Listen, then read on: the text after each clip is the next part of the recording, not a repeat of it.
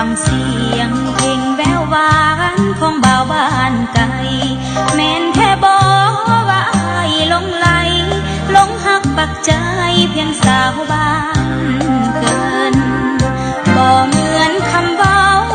เมื่อพบกันเห็นอายทำเมินอยากแค่น้องลงมักสู่เพิ่นผู้สาวบ้านเกินหลงลมล้อลวงบ่าวบ้านเดียวกัน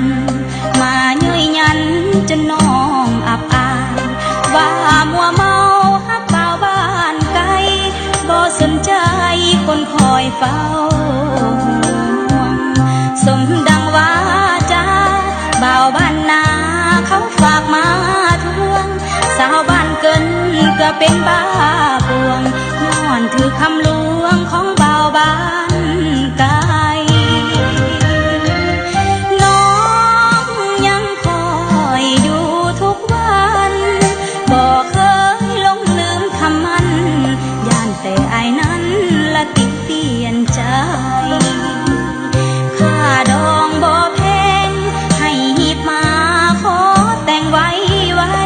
หากย่านน้องเป็นของคนใหม่รีบตัดสินใจฟ้าวไปสู่ขอถ้าอยากเป็นเคยให้บ้านเกินในแดนบ่อเกลือนัดพบกันที่บุญสวงเฮือให้อายมือน้องจะเฝ้ารอเตรียมที่เตรียมใจบอกผู้ใหญ่ของอายไปขอน้องจะคอยมุ่งหวังตั้งต่ออายไปสู่ขอเป็นเคยบ้านเกิ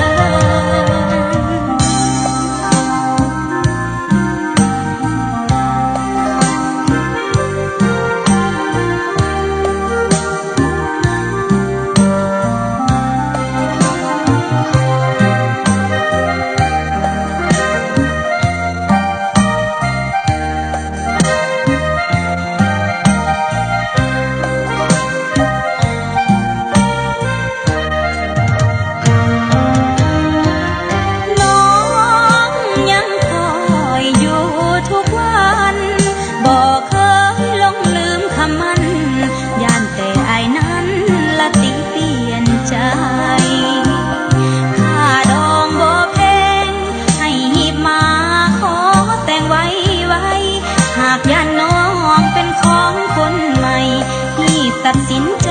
ฟ้าวไปสู่ขอถ้าอยากเป็นเคยให้บ้านเกินในแดนบ่อเกลือนัดพบกันที่บุญสวงเฮือให้อายมือน้องจะเฝ้ารอเตรียมจิตเตรียมใจบอกผู้ใหญ่